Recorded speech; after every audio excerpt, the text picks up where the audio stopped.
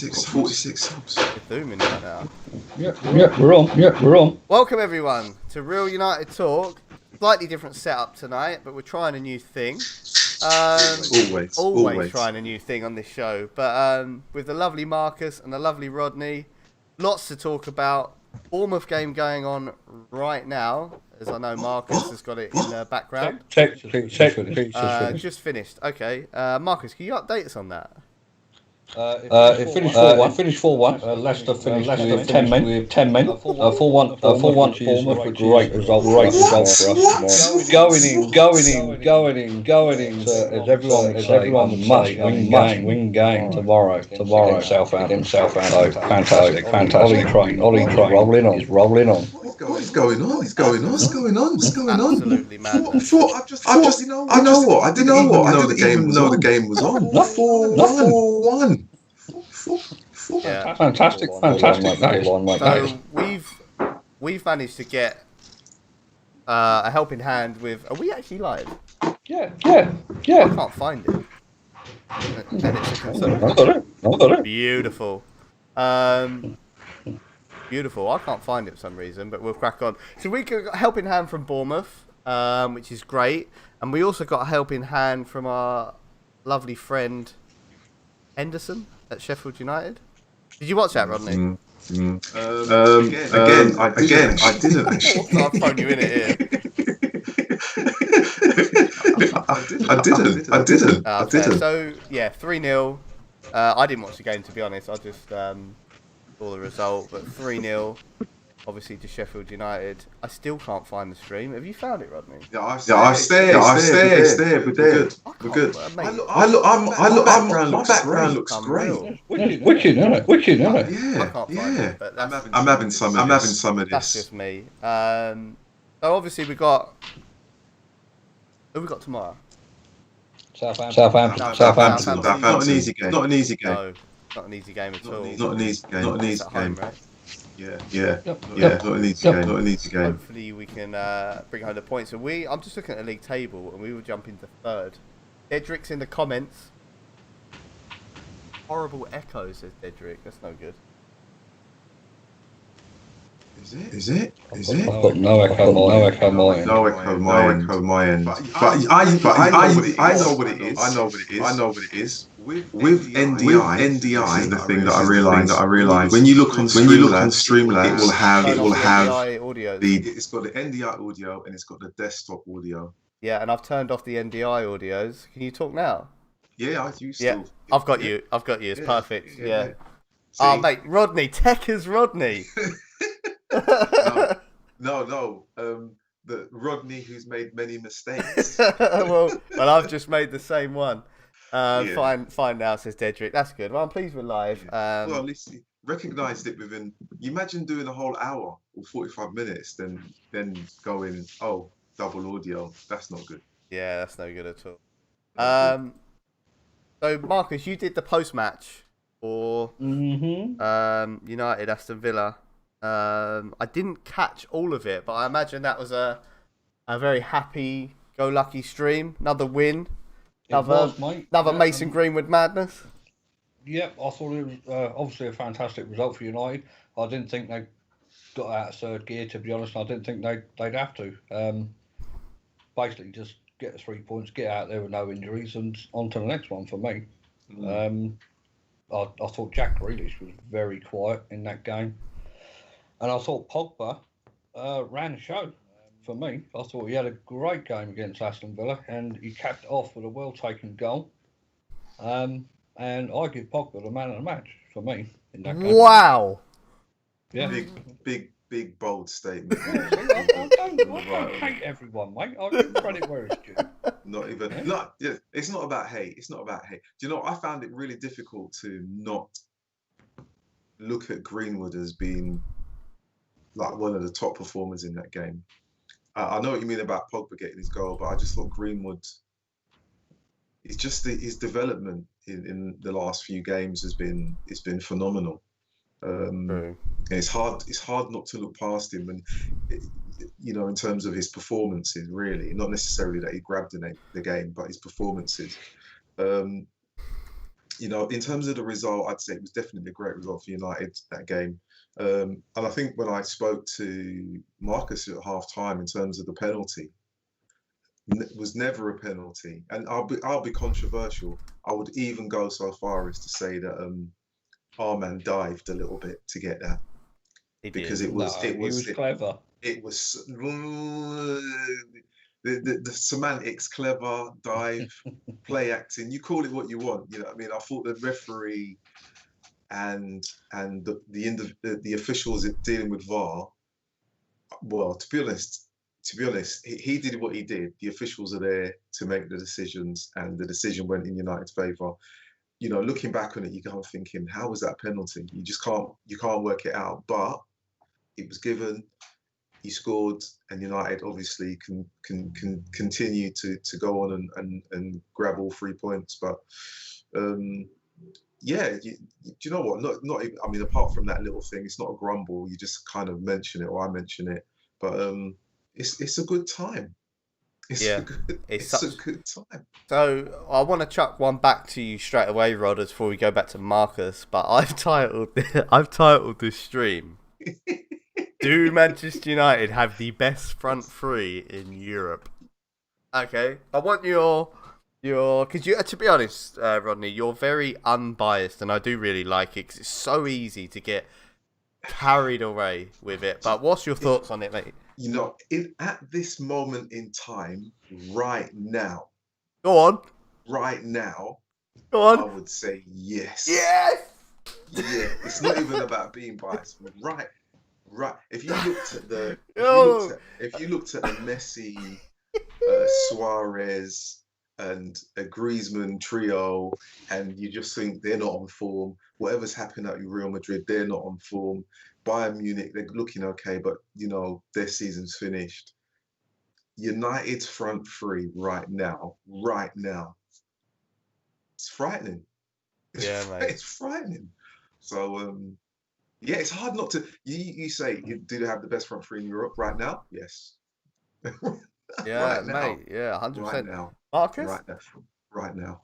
Yeah, I mean, I'd probably agree with that. Right now, like Rodney says, yeah, they are the form front three at the minute, no doubt about it. I think the stats will tell you that. Are they the best overall in Europe? Then I would probably say no. I think you got to go with Liverpool's front three for the best overall. But as I said, Ross, before we went live, they've got so much going for them at the minute, United's front three. There's so much room for improvement, and it's only going to get better. And with that, they're going to become, hopefully, even more deadlier. So it's an exciting time. But, yeah, totally agree. At the moment, yeah. But I think overall, no. There's still some ways to go. Still some ways, yeah. Yeah, it's all about the right now. Yeah, it's mad. Like Marcus, like, and Rodney, you'd agree. Like, we're like, come on, don't shy away from it. Oh, mate, I agree with Rodney. I literally think that there's I literally think there's no better young forward in the world right now than Mason Greenword. In form, he's literally.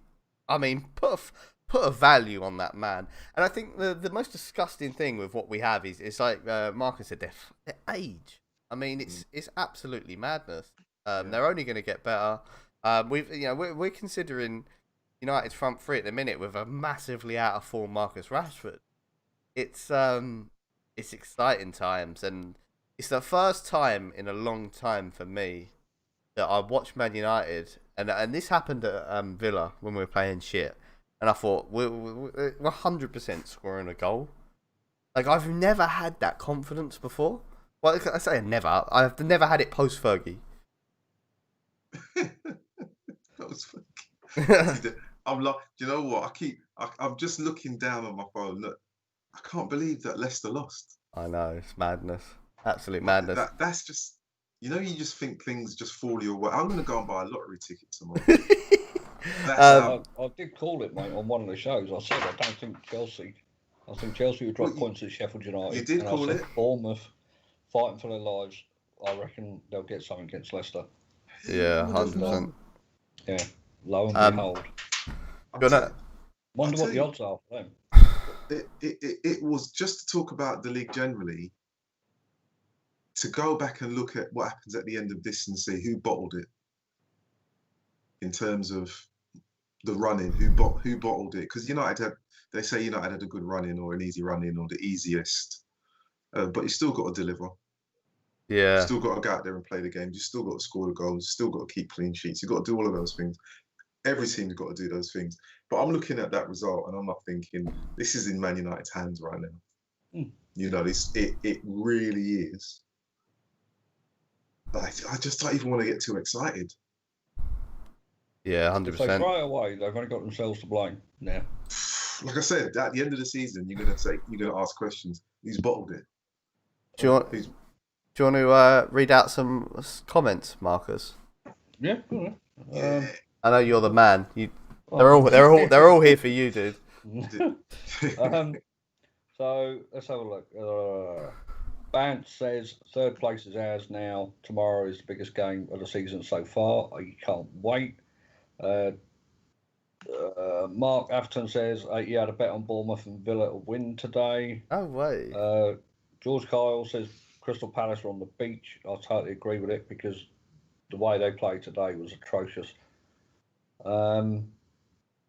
Diedrich's loving Rodney's office. Do you know what? I just think we should use this more often. Yeah. What, the office? Yeah, if I had an office like that, I'd never leave. I think now, right? I even think now, if United win the next 2 or 3 games, I don't think the Leicester game is going to be so important because it doesn't matter whether they finish 3rd or 4th now, does it? Really? I mean, as long as they're in that top 4, it's not. I don't think it makes a difference with prize money. The mad thing is, from where we're sitting now, is about 2 days ago, say 5 days ago, Leicester City had 10 goals on us, goal difference wise. If we win by 3 goals for the 5th Premier League game running, we will go level or even ahead of them with more goals in goal difference, 2 points clear as well, and we'll put ourselves in 3rd position. I'm with you, Marcus. I actually genuinely think that we will be clear to the point where the Leicester game won't even matter. Yeah. However, I do think that we've like Rodney said, yeah, we've had the best weekend ever so far with results, but we've put ourselves in this fucking position. Like, although they drop in points, how many fucking times every team drop points weekends that we've already lost? So although they're all fucking up, they're only fucking up because Man United are winning so much. So it's all on us, to be honest.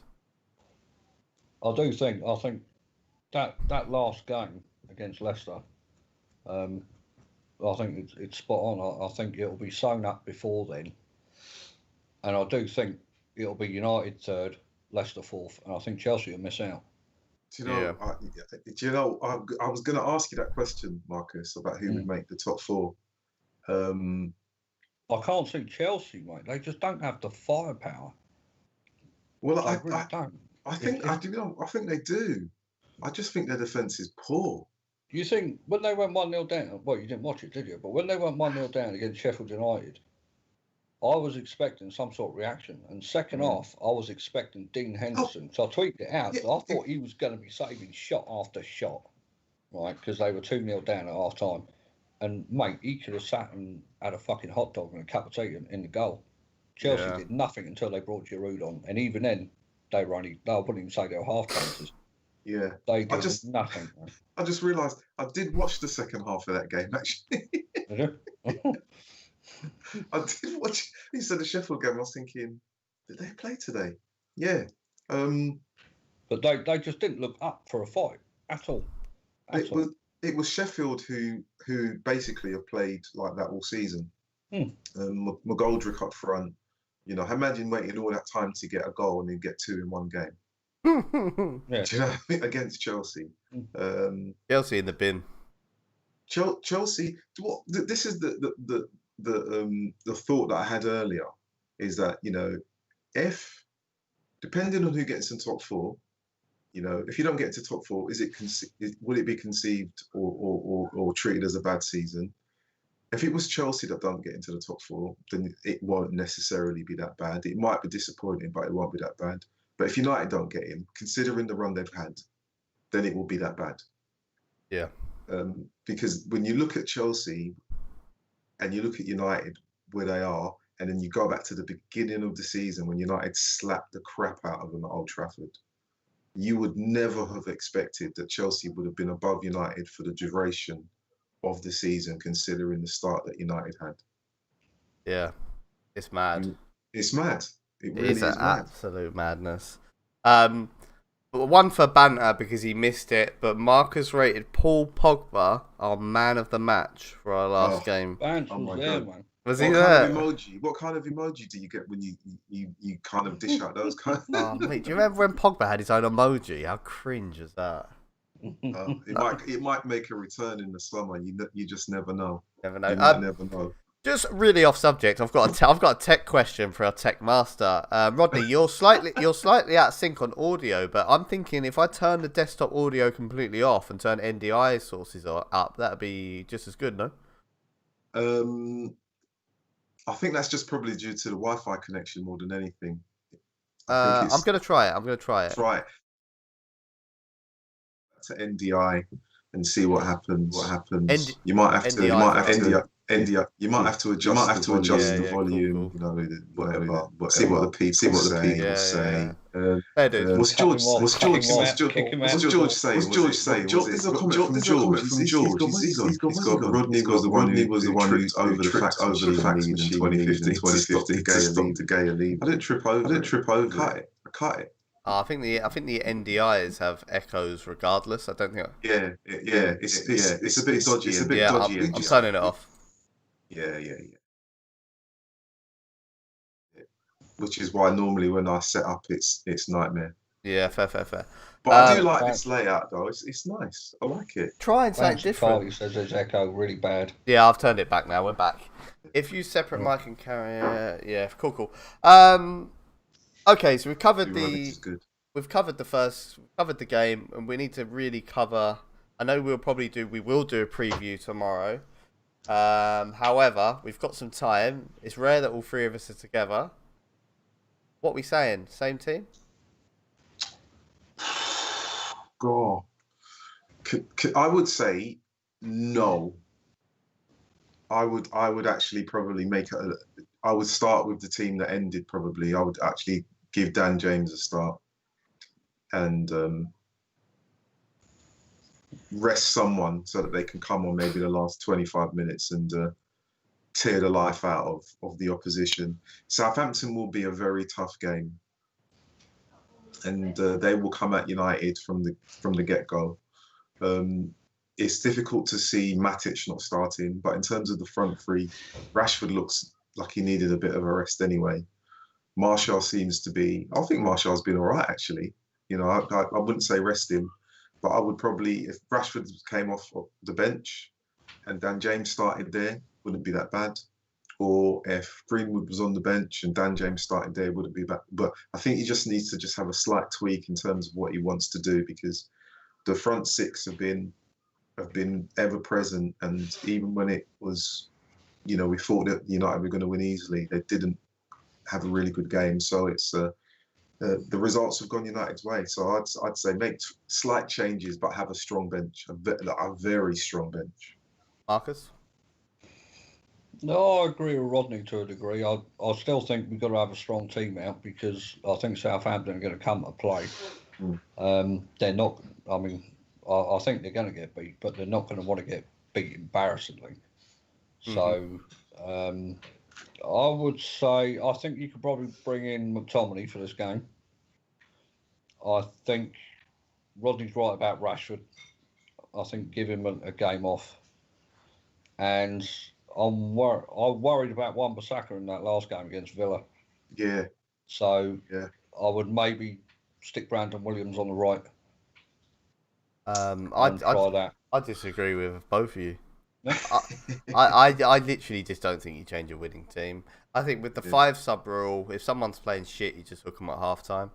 But this is a cup final for us. This is every game's a cup final, but at the same time, to get ourselves into third with 3 games left is a fucking opportunity that we cannot blow. So, although the Villa game felt a bit like an exhibition for me, this game cannot go that way. Southampton have got fuck all to play for as well. I know they're on really good form, but they've got nothing to play for now. I'm hoping that they drop off a little bit. I do think we've been lucky in the sense that we didn't play the same Sheffield United that played Chelsea. No. If that Sheffield United had turned up against us, Man United, that game would have been. I'm not saying they wouldn't have won, but it would have been much more difficult to have grabbed all 3 points. Someone would have probably been injured because that Sheffield team put themselves about. Because we won that 3-0, but that was one of them games that should have been 6 or 7. And yeah, we embarrassed them, but I think they embarrassed themselves. They didn't look ready for it, but they were up and running. But then the maddest thing about the Southampton team is they are always top of the league for distance run. They're energetic. They close all up. Because that's the one thing I would say about our midfield 3. It's absolutely a beautiful. It's beautiful to watch, but they do get a lot of space.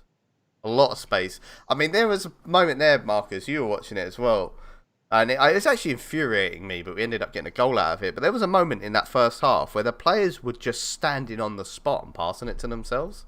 Like, they were not getting closed down in that game at all. And they are not going to get that space against Southampton. But that excites me because I want to see this team fucking challenged. I want to see a team come up and fucking have a real go because I want to see how much grit this team actually has. Yeah, I agree. I think so. It's going to be. To be honest, I think Southampton will be that team anyway. They're not going to come along and roll over. They never have. And Danny Ings is a prick as well, so he's going to want to score against us. Well, Bant says same 11. Mark says you'd start either Fernandes or Pogba, not both, and play the other one in the Palace game. Kylie reckons it'll be an easy win. George Carl says you don't drop Aaron Wan-Bissaka. Bant says you don't Aaron Wan-Bissaka bench like that. Zizou's 5 says the form we're in, no one's touching us. Up the fucking Reds. Yeah. I was wondering what that was. Usually has hashtag. Red Devil says again, same 11, 2-1 win. Yeah. Bant says Leicester will be piss easy. Do you know what? I think this is shaping up for United to be an absolute gift because even with Chelsea in the FA Cup, they look fucking awful. Yeah. They really do. They look awful. I thought Chelsea or Arsenal would be the better pick for United in that semi-final. Mate, I don't see where their goals are coming from. I don't rate Tammy Abraham whatsoever. Willian, if he don't get his way, he sulks. I don't see him. I don't see him getting top 4 at all. But like I said, when they went 2-0 down with Sheffield United, there was no guts, no fight to that team whatsoever. And Lampard just sits there with a strop on his face. But then you look at the bench and you think, mate, what the fuck can you do to change it with that? You know, it's awful, that Chelsea team. Absolutely awful. 100%. Red Devil 20, you need to Southampton. I will do a player-by-player analysis of the Southampton players like I do before every game tomorrow, pre-match. But a little like preview of that is I think over 70% of them are working little. I must ask, actually, I'm going to put you two on the spot here. What are we doing tomorrow? Because I know a couple of people want to watch along. So, I mean, I can do any slots, but I don't think I can do a watch along. You can't do the whole lot. Well, I'm guessing Rodney will be the same. I can. What time's the game? Is like 8:15. Yeah. I'm not going to be free until like 8:30. Right. So let me guess then. If people want to watch along, it comes down to me again. Yeah, but I can join in. Marcus, our saviour. Yeah. I can join in. If you start it, I'll join you. Yeah, I can join its points as well. So And, then, basically, and Marcus, I'm the you've bad got... guy if I say no. Yes. Not at all. No, he is. This the bad is a guy. democracy. 100% bad guy. Comments are gonna fucking. Then Mark said he'll come on tomorrow. You know George will come on. Banter will be trolling in the comments with his usual nonsense. Yeah. Yeah. I want to be on cold comms. Yeah. Right. Okay. All right. Then I've got 2 people on tomorrow. Right. Right. So we'll have Mark on tomorrow. We'll have George on tomorrow. If you lot don't want to do half time and want to do after or whatever, then I'll get someone else on at half time. Pancake wants to come on. Mate, do you know what? You two can have a night off again if you want. I've got this lot. I would like to do the preview, but I don't mind doing it with you.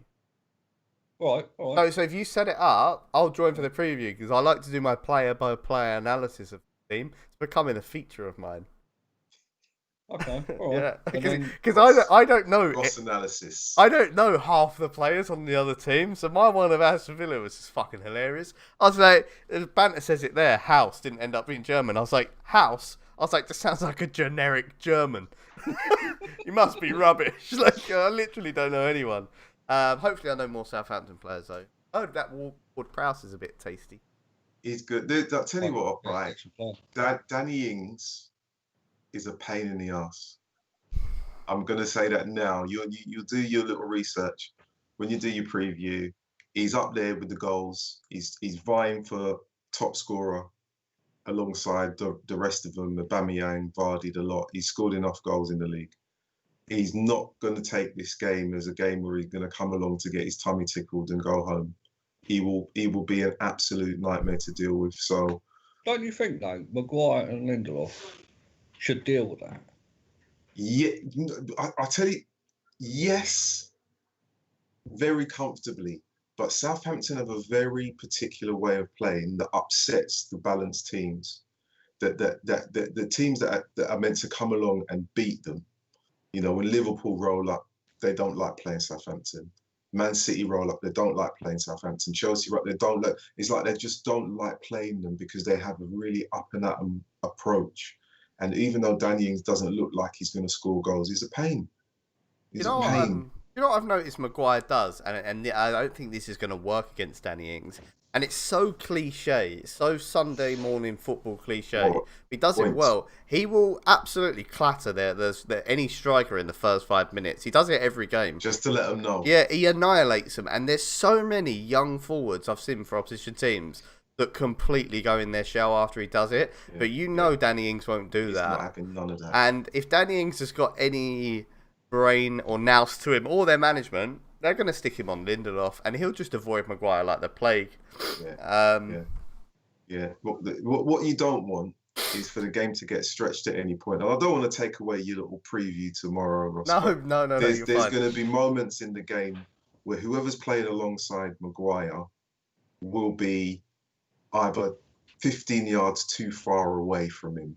And there might be a moment where you think, well, they shouldn't have done that because Southampton will stretch the game. They're very, very good at stretching it in terms of the defence that they come up against. So it's going to be interesting. As much as I expect United to win, this is a Southampton team that have been beaten badly and they've come back. Yeah. Mate, I agree with Bounce here, man. I think Danny Ings is Mike, I don't rate him at all. Well, I really don't. I hope you're right. I fucking hope you are. I don't see it. United will turn up wearing that grey kit. Yo, that's depressing. Mark says Southampton have often been a bogey team of ours. George Kyle says they're farmers. Monday evening stroll in the park. Kylie says. Red Devil says he's gutted if we don't get a Mad Marcus Mondays this week. Mate, it's all right, you're getting a watch along instead. So listen, Mad Marcus Monday, just gold. Just gold. That's it, mate. I thought that. Do you know what? I thoroughly enjoyed doing that. That was you know what? I've got to say, Marcus, I loved it. I just thought it was something different. You loved it, man. I didn't even get a fucking invite. Yeah. No, I mean, I saw You're it. busy playing fucking football. I was out on the fucking washing line. I was hung out to dry. Well, you've got your preview. Yeah. No, it's cool. I've only taken the piss. Marcus has got his Monday night. Mad Marcus's Yeah. Monday. I need something. Yeah, mate. You wait for mine. Wanky Wednesday. It's gonna be great.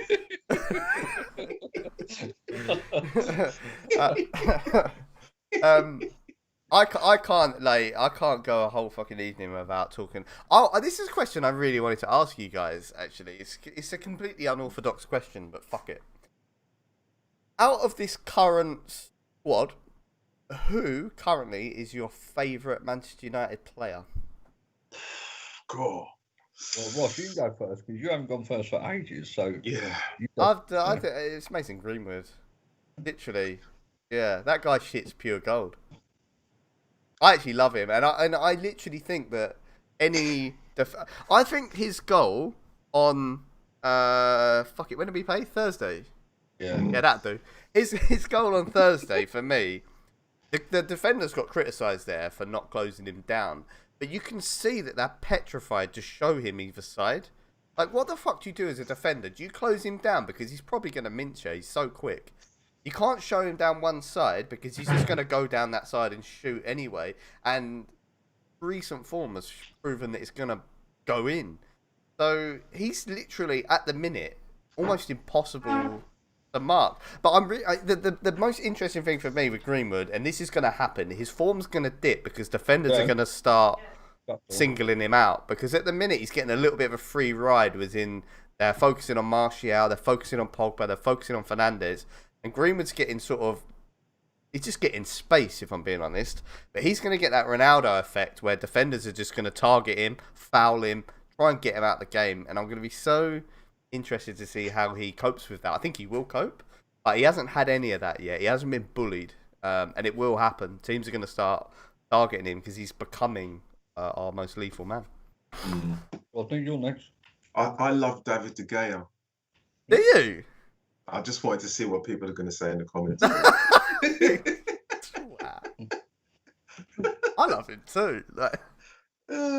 No, I have to go with Greenwood, to be honest. I think it's just refreshing to see he's just a young kid playing football and enjoying it and not getting caught up in anything and just not necessarily feeling the pressure, just playing football.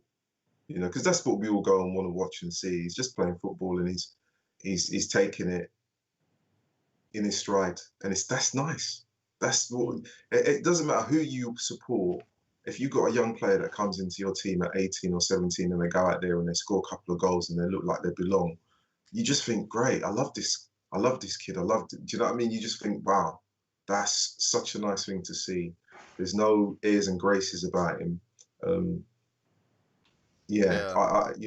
just and this is to compare him with Rashford, who has been, for me, even though he's been injured, he's had a really great year in terms of what he's done off the pitch.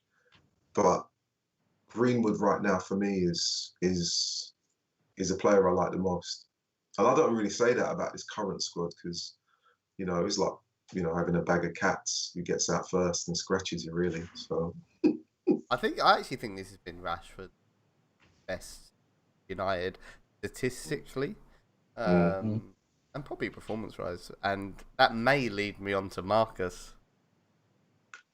How are you saying, Marcus? Do you know what? I'm going to throw a bit of a curveball in here because I like players that do the dirty work. I like players that go unnoticed. So I'm going to say one of my favourite players. I mean, I could quite easily say Greenwood. Yeah. I could quite easily say Pogba. I could quite easily say Bruno because I think they've been exceptional since the restart. But the man that stood head and shoulders above for me is Matic. Yeah. See, do you know what? As soon as you started speaking, Marcus, I wanted to change my original statement. I'm very old school. I do like a grafter in the middle of the park. I like that person who just does all the shit that no one else wants to do. Breaks up the play well. He's passing it well. And I think his performances have warranted a new contract when most people would say ship him out. He was nowhere to be seen really in January. But I think performance-wise, I think he's been fantastic. I really do. He's very I don't know, he does the simple things really well. He gets stuck in, he can ping the ball about. He's not the quickest, but he reads the game. He sets things in motion from the back four to, Bruno and Pogba and the front three. So for me, I could quite easily jump on the bandwagon, but I'm going to go with Matic. It's a really sensible and well thought out answer. I think last year, I'm pretty swear I asked you the same question last year and you said Rashford. But like with players, your favourite player, it's like a live table that's always shifting. I mean, and at the minute, Pogba's sort of mid-table for me, but if he signs a new contract, he bumps up a few notches. It is a live thing. If it comes out that Mason Greenwood wants to transfer away, or he gets relegated. So just one of them things. Oh, listen, we need to talk about this possible contract, right? This whole thing with Pogba. What do you make of it? Are you for it? Are you against it? Or are you asking yourself what's going on? I think for certain reasons, some maybe not the best reasons, but post-lockdown, Pogba's come focused, happy, and driven. And I think if you can get that Paul Pogba with them three elements pointing towards our team, he's unplayable. And I think if you've got that player there that's like that, you need to get his contract signed out. I don't think you ever want to lose a player like that. I think that the worry is that if he loses focus again. However, I do kind of feel sorry for... Look, Pogba hasn't helped himself with the fan base. I do get that. However, he did come under the Jose Mourinho era, which we just kind of want to forget. Being honest, you just need to forget that whole time because it was awful. I'd 100% sign him up. 100%. As long as, we're not behind the scenes here. Solskjaer will have conversations with Pogba. He'll know what he's like. And I 100% guarantee, just my last point, if Pogba wasn't 100% with the team or with Manchester United, he wouldn't be playing. Ollie has shown how fucking ruthless he is. He'd drop Paul Pogba in an instant. In an absolute fucking instant. So I think Pogba is 100% with this team. And I think he will sign the contract 100%. Interesting. Like, to be honest, I would say if it's a choice between this Pogba now or the Pogba under Mourinho, I would gladly take this Pogba for another 3-4 years. Because this Pogba just has so much more about him than Mourinho's Pogba. This Pogba is happy. This Pogba gets on with his teammates. He gets on with the manager. He's understood a lot better under this management. I think he's guided better with this management. And like Ross said, the focus since, after the lockdown has been fantastic. I'm second, guys. For me, if he signs a new deal, great, because I'd love to see this version of Pogba in the prime years at Manchester United. But I don't know. I mean, you can't. I don't think anyone could 100% say he's going to stay like this as this moulded player that Ollie's done. But I suppose that goes for every player, doesn't it? There's always a danger they go back to their old ways or whatnot. But I think what Ross said a couple of weeks back, a lot of his problems is his agent, which isn't the guy's fault. But he can change agent. He doesn't help himself in some respects. So this Pogba I like. This Pogba I do like. His work rate and everything. It's strange that with the contract is going to be negotiated through his agent.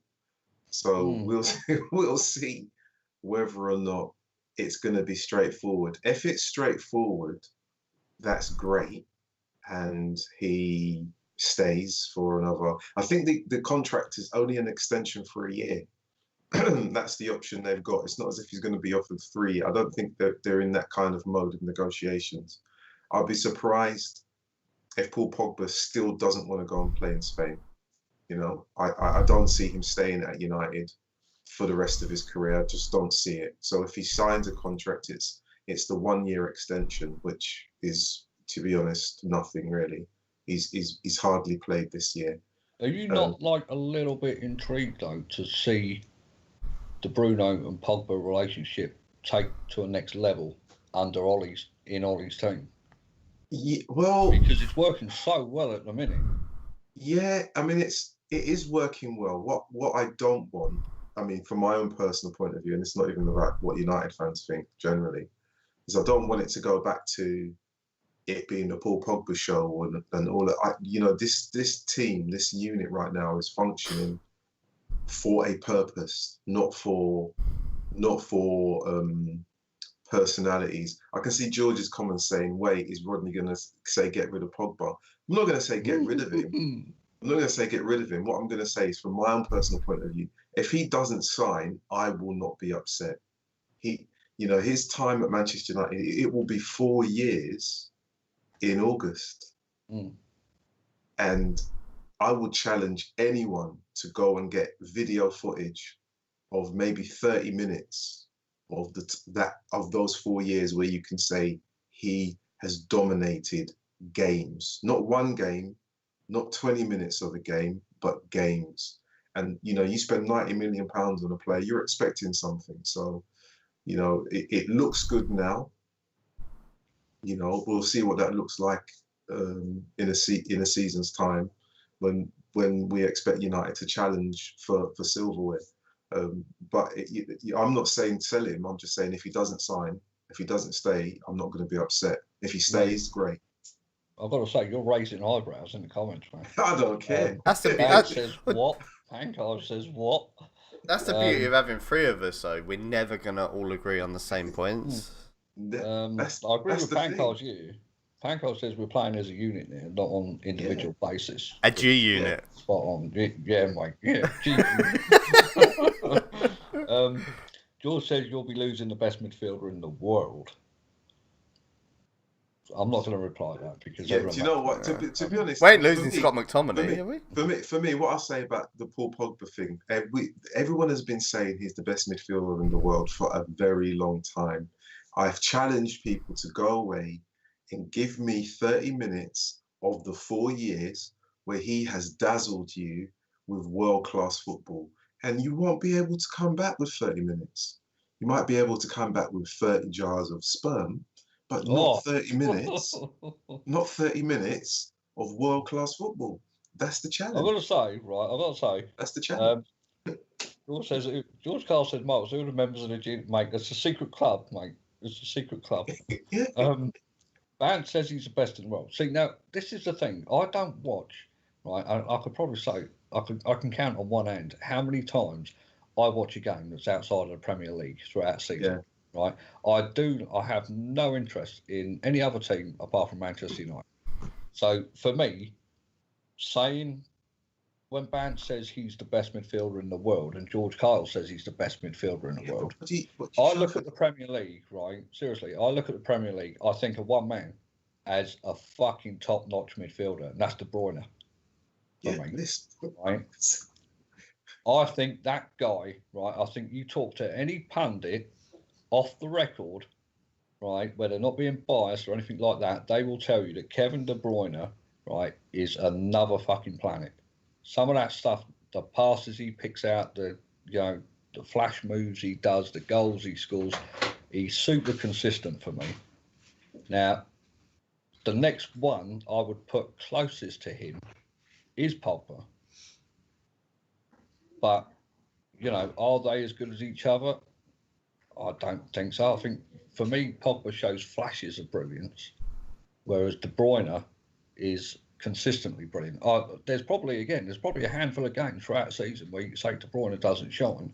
But Bant says De Bruyne is well behind Pogba. Kylie says no.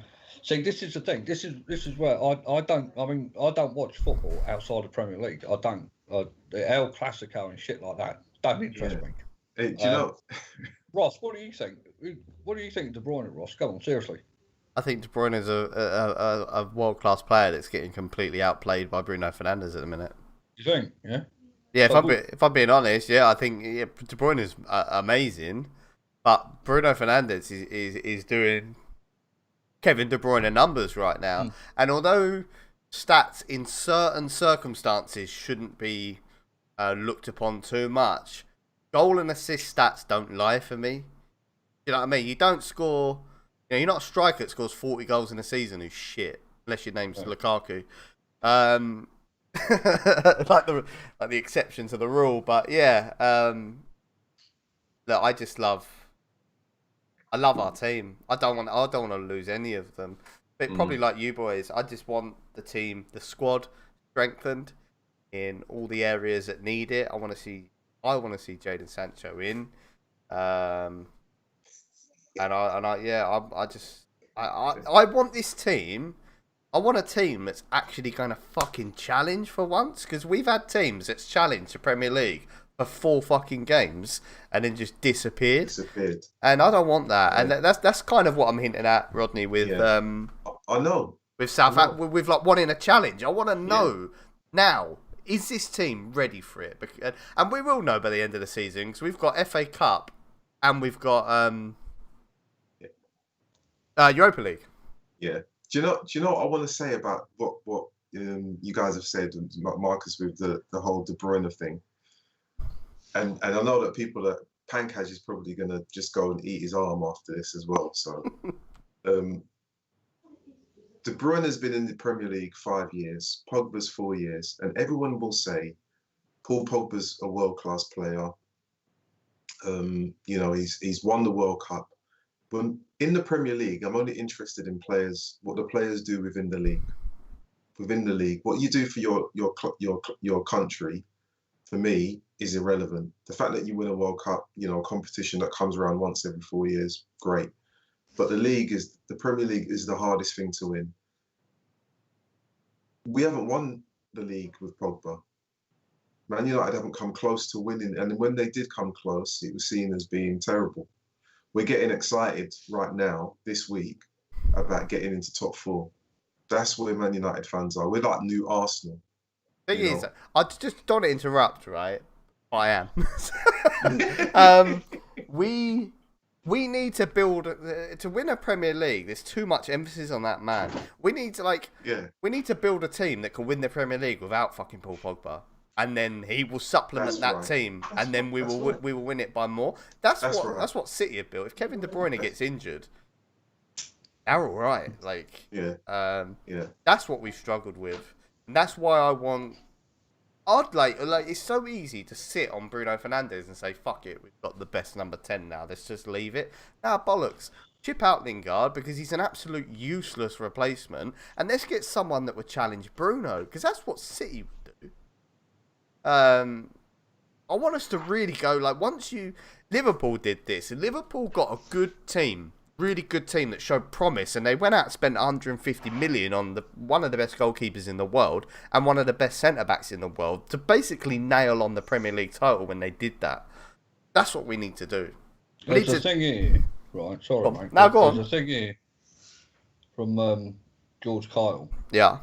He says, generally, how can you compare Man City with United as to how easy it is to get assists and goals? But see, if you're going to do that, I think the stats will tell you that Bruno is better than Pogba. Yeah. With the stats. So therefore, if you're going to use that argument, Pogba is not the best midfielder in the Man United squad. I have a counter argument to that, because that's like comparing Matic to Pogba to me. I think they're doing. I don't think Pogba and Fernandes are playing the same role. But they do share it though periodically throughout the game. A little bit. I think Fernandes has way more of a free role than Pogba, and I think that suits. I think the way the team plays suits each individual player, and I think Pogba's going to get less goals, less assists this season than he's ever expected to, and I think that suits him down to the ground, because he can focus on his simple football, and every now and again he'll just throw out a pass when you're just like, fuck, like that's so good. But what he's not doing is doing that every time he touches the ball, because that's what he's doing before, hitting 1 in 5. We're all getting the fucking and everyone's screaming at him as he was walking off the pitch. Now he's actually going, do you know what? I don't have to do that this time. I can pass it to Fernandes. Let him have a go. He's fucking good. That's it. Yeah. that's spot on there, Ross. Yeah. That's exactly what I'm liking about it. It comes when I'm watching him on the pitch. It's almost like he doesn't have to do it single-handedly now. Yeah, so he can share the load. That's what I love about Matic as well, is that when Pogba and Fernandes, Matic knows when they have no space, because they get marked sometimes. You can get marked and get no space. It happens. Matic comes forward with it. And when he comes forward, he's fucking good. Like, he don't lose the ball. He always finds a man. He's always looking to play in a striker. Well, there's a question to me here from Pancars, but I ain't got a fucking clue, so you two can answer it. Thoughts on Thiago, the Bayern midfielder? Excellent. Is he? Yeah. Yeah. Ross, do you know him? I know him. I actually know him very well. Yeah. I think he's a really good player, but I have no problem with him going to Liverpool, which he probably is. I don't think he's. I don't know how old he is, but I'm pretty sure he's seen his best years of football. I think he's 28. 28, and I will always have my skeptics about a player, especially a midfielder from the German league, because it is pathetic. I'm sorry, their league is a joke. I mean, they made Mkhitaryan look good, for fuck's sake. Right, so the next topic, quite a few people are talking about it. Jack Grealish. Vance wants him. I want him. George Kyle wants him. Pancars isn't so sure about him. What do you think? You get Jack Grealish in. Where does he play? Who gets dropped? He's a number 10. For definite? Yeah, he's not a winger. If United buy him and they put him out on the wing, they might as well just say they're buying a Juan Mata Mark II. He's not a winger. So who'd you drop him for then, Rodney? Well, I'm just saying. You've got two players there, Bruno and Pogba. I'm just you know, but the thing is, he is a number 10. That's the thing. That's his role. You know, Aston Villa. To get Jack Grealish from Aston Villa is to know that they've been playing him out of position for a number of games because they've been trying something different. But he is a number 10. He's not a winger. He's very much in the same spirit as Bruno. You know, he needs time on the ball. He needs to be creative. You know that he can take the ball well. He runs with it well. He's got great delivery, finds a pass, can cross, can do all those things. But he's not a winger. Is Dan James? You wouldn't ask Dan James to play number 10. Well, Vance says Grealish is a sub, right? Now, if you're looking at, for me, you're paying 80 odd million, which is the touted number. He ain't no sub. Might as well keep Lingard. Yeah, he ain't no sub. So, come on in. If you reckon, I mean, Kylie reckons he can play 4 positions. I'm assuming left, right, 10, and CDM sort of role. Yeah. I've got a point on this, is that Jack Grealish will know that if he wants to go to any of the top 4 clubs, not going to be a every game starter, because he's not there yet.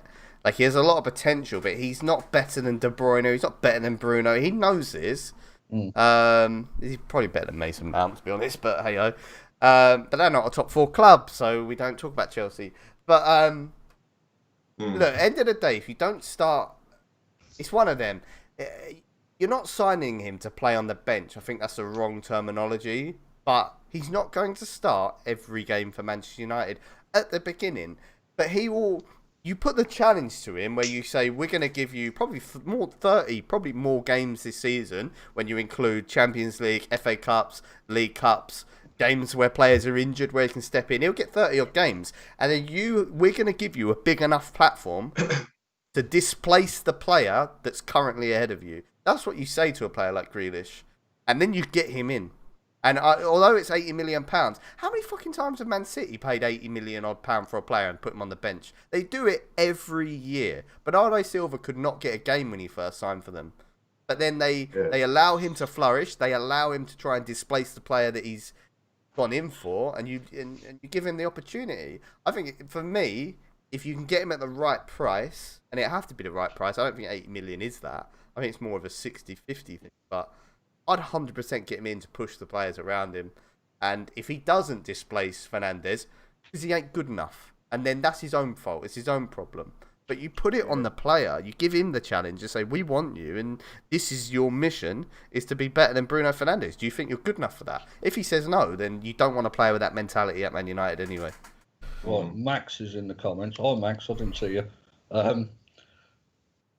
There was, Jay Hart says, right, just have a think about this while I read out the comments. He would prefer Neves to replace Matic for the future. I'm assuming he's on about the Wolves. Yeah. Neves? Ruben Neves, is it? Yeah. What do you think about that then, boys? And Red Devil says, do not want Grealish on the wing. Would rather just get a natural winger, which is true. Probably boosting your point there, Rodney. Waste of space if you're going to bring him in to play him on the wing. And going back to an earlier debate about Pogba and De Bruyne, Pankar says De Bruyne is the best midfielder in my opinion, but I think Bruno can take the crown next season. George Carl reckons 50 million for Grealish.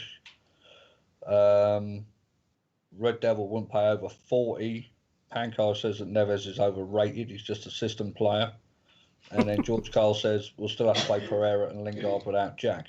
Now, I read, right, just to change topic a minute, I read a great fucking article that actually gave me chills the other day, right? Well, here we go. Mate, it was fantastic, and I laughed so hard. David Moyes apparently said that if he keeps West Ham up, he's going in for Lingard and Phil Jones. Woohoo! Right? What was that? I had someone at the door. Up because I was like, mate, even if you go down, you can fucking have them cheap. But Ruben Neves, there was a big to do about him when he came in at Wolves. What do you reckon? Replacement for Matic? Or do you think Scott does it, or Fred? Right, you've got two replacements for Matic already. You've got McTominay, and you have Fred. So do you need to go and get Neves? I mean, the comments you read out were great. Neves is a system player, but if you buy him, he has to play in the system. So that means you've just given Matic an extension to his contract. So do you really need him? There was a comment about I think George says Grealish can play on the left. If you bring him in and you play him on the left, then you're doing the same thing that every other manager has done. As I've said with Mata, you played him out on the right and he's left-footed. Grealish is right-footed and you play him on the left. It makes no sense. I mean, how many people can play? You got Martial, you got Rashford, you got Dan James. You don't need another one. If United do buy Grealish, is the purchase of Grealish almost in line with the extension that Pogba will get for 1 year? Pogba will sign a 1-year contract. His valuation will stay the same or increase. And then Grealish takes his position within the midfield where he's allowed to play alongside Bruno Fernandes with Matic holding or McTominay holding. Those are the options that I would realistically look at, but I wouldn't buy Grealish to say I'm spending 50 million to stick you. That's like going to a casino knowing you're going to lose and just saying, you know what, I'll put 50 million on red, and then you just leave after 10 minutes. It makes no sense. So would you go in for him? Would you go in for him? Grealish, yeah. The thing is, I'd go in for Grealish, but I'd have to think seriously about where he's going to play. I wouldn't just go in for him and say, yeah, you can be in the squad, and I'd have to kind of work out, I want you in this position, and say, this is what I want from you, not just to put you on the left when we're short of injuries. United are, apart from being a big enough team, they've been around long enough to know you need to have specialists in specialist positions. It's not just about, oh, we're short, go and play over there. We've done enough of that already with Ashley Young. Big boy? Neves or Grealish? Grealish. Grealish, I've already said I'd 100% sign him if he had the right attitude. So a conversation would have to be had prior. And Neves, I probably wouldn't. Just given, like Rodney said, given Matic's new contract, I think he's number one at the minute, and I think McTominay is rightfully the number two to that. And I think you've got to give him, McTominay deserves a chance to learn off Matic, because he's not going to, he's not going to be a world beater straight away. He needs to learn that trade, but learn it, get better at it, and then the club will have an idea towards the end of Matic's contract whether or not McTominay will be good enough to step into them shoes. And if not, I think that's the time to then dip into the transfer market. But if you sign a replacement for Matic now, you're basically just giving a massive fuck you to McTominay and Fred, which I don't think is warranted right now. But the way I'm reading this United team, and I may be wrong here, and I know we've got to wrap this up, so we're running on a bit too late.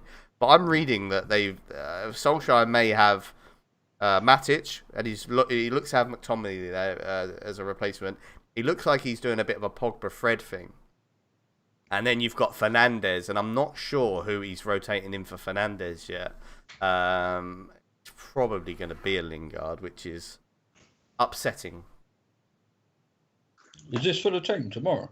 No, I have a feeling that that's what Solskjaer has in his head. I've seen his substitutions, and it seems to be Fred, Pogba, McTominay, Matic, which makes sense. But then I don't know who he's subbing out for Fernandes when needed. I mean, if Fernandes is injured, does he move Pogba forward? I don't think he does because he's playing so well in his position now. So, Max brings up a good point here. Look, Grealish had lots of goals and assists in a team in a relegation battle. Sorry, I mean, is that the sort of player we want, Rodney? You know, because Graham Souness, when we were playing Villa, was it when we were playing all Villa's game before? Graham Souness said that he questioned Grealish's character to step up into a top 4 club. It's gonna be when you buy a player that's in a team that's been relegated, you're gonna have to question the character. You know, I mean, it's like going into the shop and saying I'm buying tins, and you go for the tins that have got a dent instead of the ones that look all right. You know, you just. So if you're going to question, but if you're going to question that though, right? I mean, 50 million plus. That's a bit of a fucking gamble, isn't it? It's the price. It's the price of an English player, isn't it? Really, that's what it is. It's overpriced. Well, that's where I'll bring in this next one. Van der Beek. Pancars is talking about him. He says, what about Van der Beek? Van der Beek will be a very decent option, can play in 3 positions in the midfield. You take Van der Beek over Neves. What do you think? I mean, this again, it's another player that we've been linked to, isn't it? I mean, what's the price range of these players? Van der Beek will be cheaper, probably. Yeah. Cheaper because he's been part of it. He's at Ajax, and I think they've been touting him for a while, so he probably on the move, but no one's taken an interest, so his valuation would have gone down. I think Real Madrid were nailed on to buy him, and something come out that they don't have a lot of money at the minute, Madrid. And they basically got bailed out. Yeah, they basically pulled out due to that, so that's where his availability's kind of come about. Banter would rather have Grealish. I'd rather have Grealish because he's English. I know it sounds really England, but I do think having an English core in the Premier League helps. Yeah. Although Man City again are like, well, they've got Sterling, they've got Foden, they've got a few. Yeah, I just think it helps. I think it helps them understand, the Premier League. But I think we should wrap it up. We've done an hour and 5. It's time. I've got to go and get me tea. Yeah, I really enjoyed it though. That's why we've run over. It's just so enjoyable, and we love you. We love the comments. Love everyone. Well, the kick-off tomorrow is 8:00. So Ross, 7:30. 7:30. If you set it up, or do you want me? Yeah, you can set it up. Oh, I'll set it up and I'll send you an invite. Then. Yeah, and I'll come on. I'll give my team review. Sick. Yeah. Sick. Right. Well, thanks for everyone in the comments and Jesus. Guests as normal. You know. That's Hope it. you have a nice night. Good luck, boys. All right, later.